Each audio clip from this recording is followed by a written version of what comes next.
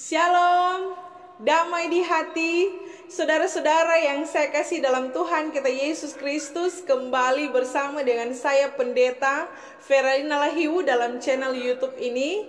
Saya senang sekali boleh menjumpai Bapak Ibu saudara-saudara lewat media ini.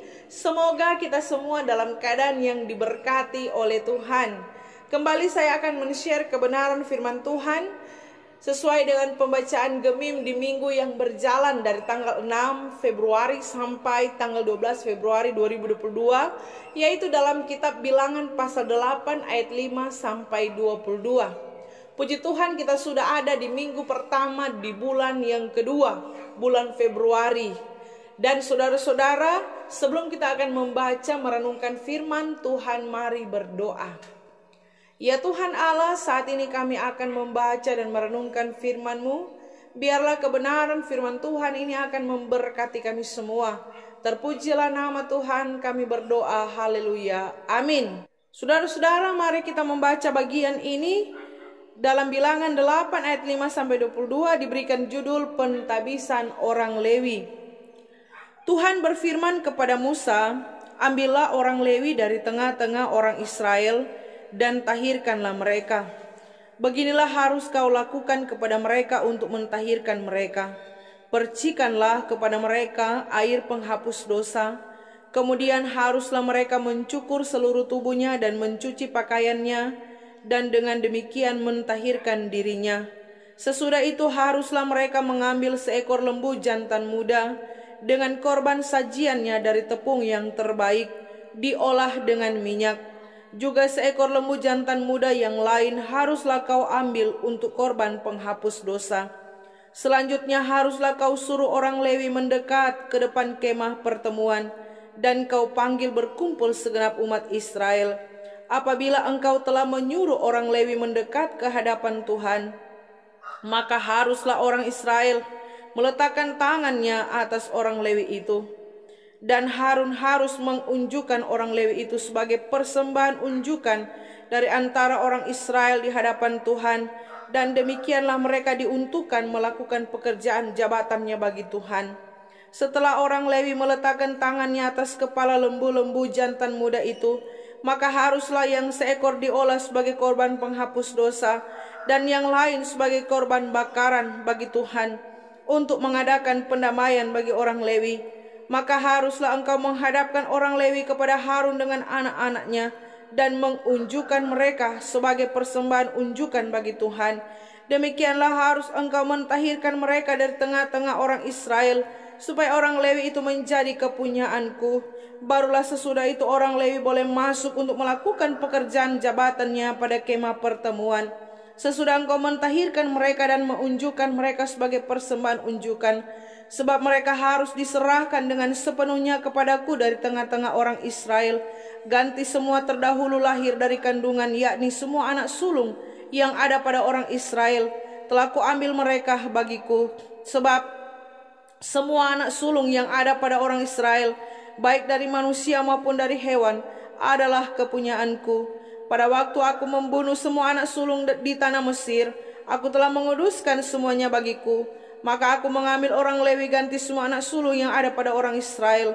Dan aku menyerahkan orang Lewi dari tengah-tengah orang Israel sebagai pemberian kepada Harun dan anak-anaknya, untuk melakukan segala pekerjaan jabatan bagi orang Israel di kemah pertemuan, dan untuk mengadakan pendamaian bagi orang Israel, supaya orang Israel jangan kena tulah apabila mereka mendekat ke tempat kudus. Lalu Musa, Harun dan segenap umat Israel melakukan yang demikian kepada orang Lewi, tepat seperti yang diperintahkan Tuhan kepada Musa mengenai orang Lewi. Demikianlah dilakukan orang Israel kepada mereka. Orang Lewi itu menghapus dosa dari dirinya dan mencuci pakaian mereka. Kemudian Harun mengunjukkan mereka sebagai persembahan unjukan di hadapan Tuhan, dan mengadakan pendamaian bagi mereka sambil mentahirkan mereka. Sesudah itu masuklah orang Lewi untuk melakukan pekerjaan jabatan mereka di kemah pertemuan, di bawah pengawasan Harun dan anak-anaknya, seperti yang diperintahkan Tuhan kepada Musa mengenai orang Lewi. Demikianlah dilakukan kepada mereka. Demikianlah firman Tuhan. Bapak Ibu saudara-saudara yang saya kasih dalam Tuhan kita Yesus Kristus, Jangan lupa untuk terus mendukung channel ini, channel Pendeta Fereline Lahiu, dengan cara subscribe, tekan tombol lonceng, like, tulis komen-komen positif, dan juga boleh men-share sebanyak-banyaknya agar video ini boleh menjadi berkat bagi banyak orang. Saudara-saudara, saya bersyukur channel ini boleh menjadi berkat bagi Bapak Ibu saudara-saudara. Ada komentar-komentar positif yang luar biasa, yang membangun dan juga memberkati kita semua. Nah, saudara-saudara, saya percaya bahwa jabatan adalah sebuah anugerah yang diberikan oleh Tuhan. Namun ada yang menyalahgunakan jabatan. Ada yang bersaing untuk mendapatkan jabatan. Bahkan ada yang saling menjatuhkan hanya karena jabatan. Semua berlomba-lomba untuk memiliki jabatan. Kendati sonyak jujur, pakai cara-cara kotor, yang penting jadi. Serta jadi, yang jadi soal adalah nyandak bertanggung jawab.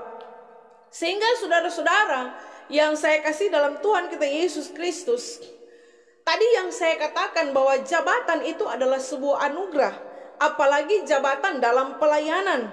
Banyak orang cuma suka ada jabatan pelayanan, tapi pada hakikatnya tidak melakukan tugas dengan baik. Sehingga saudara-saudara, hari ini tema kita berbicara tentang jabatan pelayanan adalah persembahan unjukan bagi Tuhan.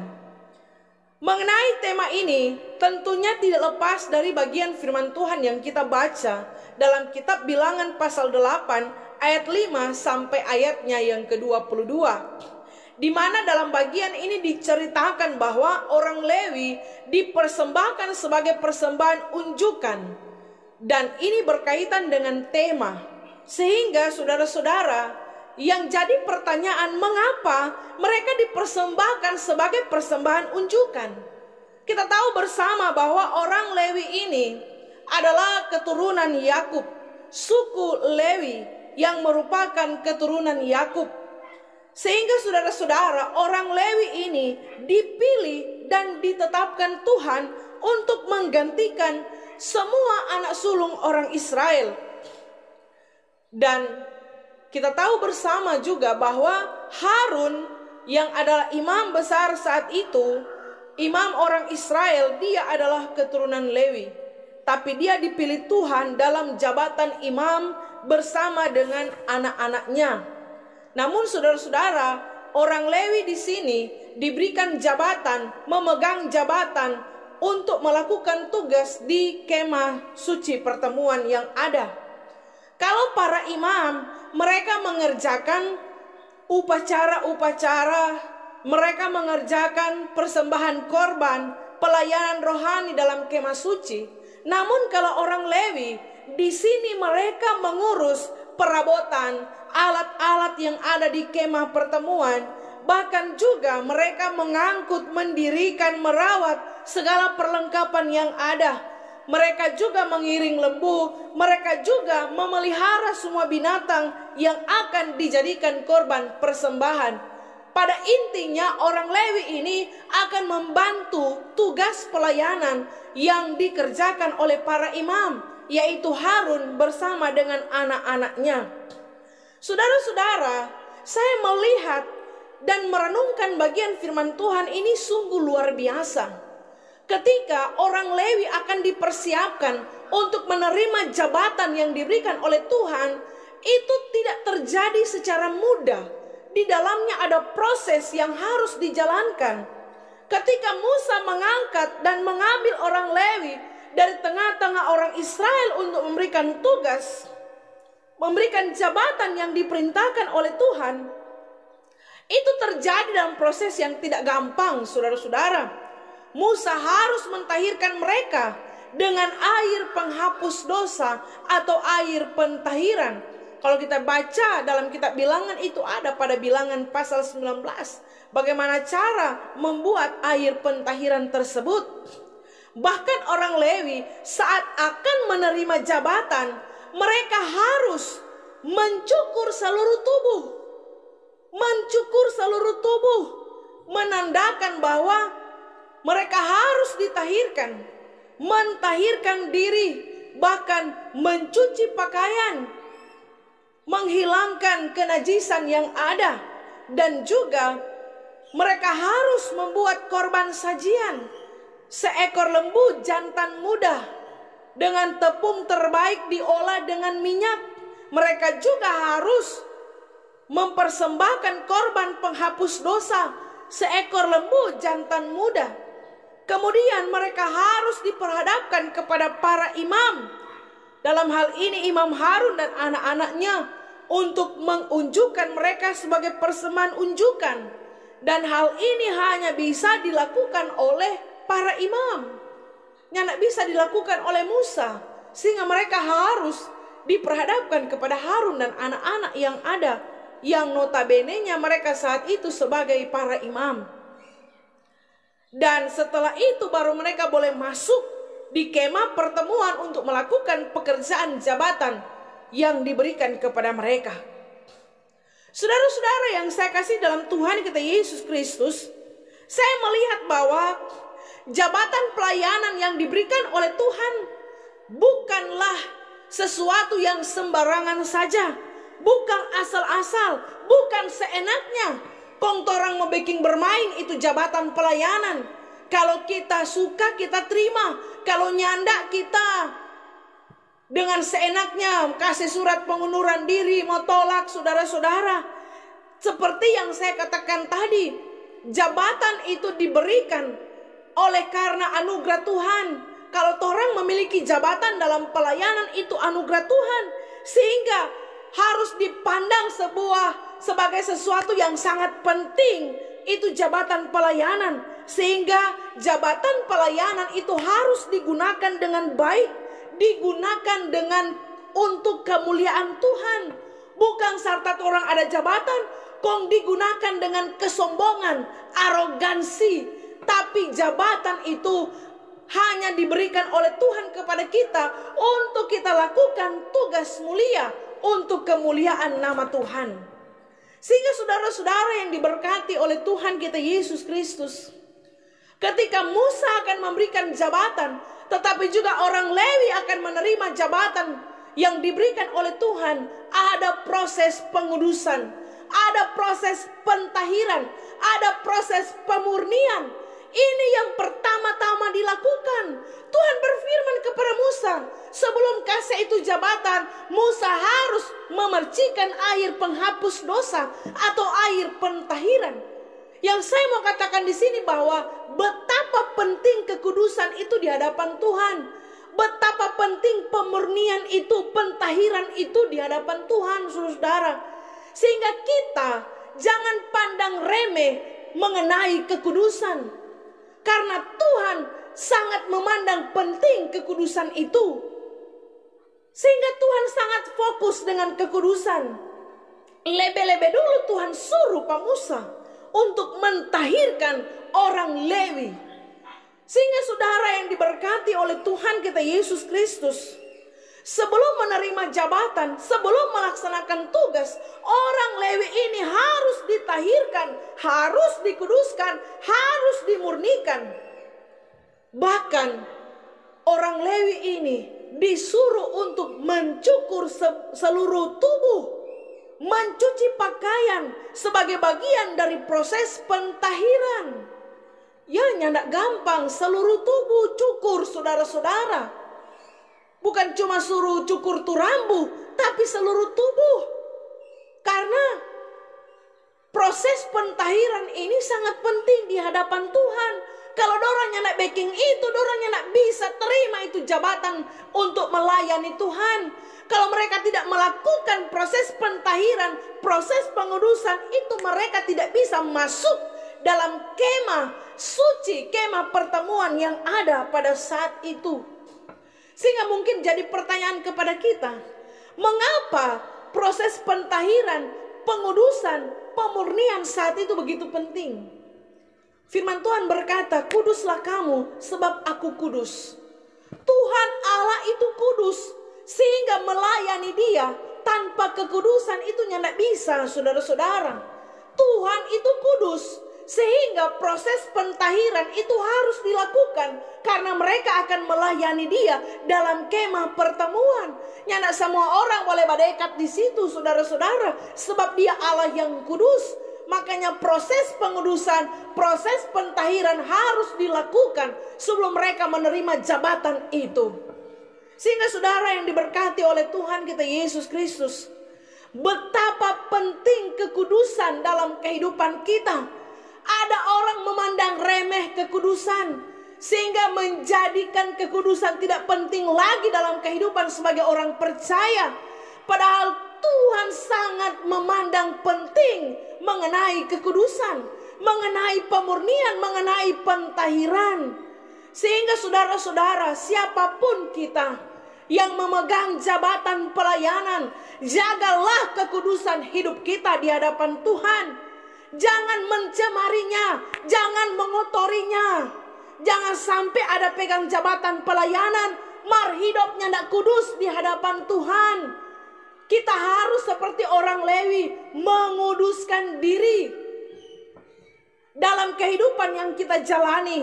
Apapun status jabatan pelayanan kita, namanya kita dipilih dan ditetapkan Tuhan untuk menerima jabatan pelayanan, maka mari kita menghargai kekudusan, kita menjaga kekudusan hidup kita. Jangan mempermainkan kekudusan. Jangan hanya terlihat kudus dalam gereja, saudara-saudara. Jangan hanya terlihat kudus saat melayani, tetapi kita harus menjaga kekudusan hidup kita di dalam gereja, di luar gereja, dimanapun kita pergi dan berada. Kita harus memandang penting kekudusan ini, sehingga benar-benar hidup kita tetap terjaga. Kita menghargai Tuhan yang kita layani di tengah-tengah kehidupan kita. Jangan saudara-saudara ada pegang jabatan pelayanan, mar bukan main dang tu mulu rupa tu orangnya ndak DP Tuhan, ya. Harus menjaga kekudusan mulut kita, harus menjaga kekudusan hidup kita, hati kita, supaya tetap kudus, murni, suci, dan tulus di hadapan Tuhan. Sekalipun kita ada di tengah-tengah dunia ini yang mungkin kotor dan cemar ini, saudara-saudara, tetapi kita tidak akan mencemari hidup kita. Kita harus sadar bahwa tanpa kekudusan kita tidak akan bisa melayani Tuhan. Tanpa kekudusan kita tidak akan bisa melihat Allah di tengah-tengah kehidupan kita. Sehingga penting sekali untuk menjaga kekudusan. Biarlah saudara-saudara, kalau hari-hari ini kita melakukan hal-hal yang tidak kudus, kita melakukan hal-hal yang tidak menyenangkan hati Tuhan, mari kita bertobat di hadapan Tuhan. Amin, saudara-saudara. Tahirkanlah dirimu, minta pentahiran dari Tuhan. Kalau kita melakukan hal yang tidak dikehendaki oleh Tuhan, sesuatu yang tidak kudus, kita melakukan hal-hal yang kotor, hal-hal yang cemar, saudara-saudara, mari bertobat, minta Tuhan mentahirkan kita. Apalagi tuh orang ini, orang-orang yang ada dalam pelayanan, oh kasihan, jangan bikin malu. Tuh orang tarik tuh pelayan-pelayan yang pegang jabatan, mar pada akhirnya tuh orang itu yang mempermalukan nama Tuhan. Sehingga saudara yang diberkati Tuhan, siapapun kita, apapun status kita, apapun jabatan kita dalam pelayanan, biarlah kita tetap menjaga kekudusan hidup kita. Karena kekudusan itu sangat penting di hadapan Tuhan. Amin, saudara-saudara. Jangan bermain tuh kekudusan nih. Ya, ada orang, biar dia yang penting kita pelayanan jalan. Marhugele jalan terus.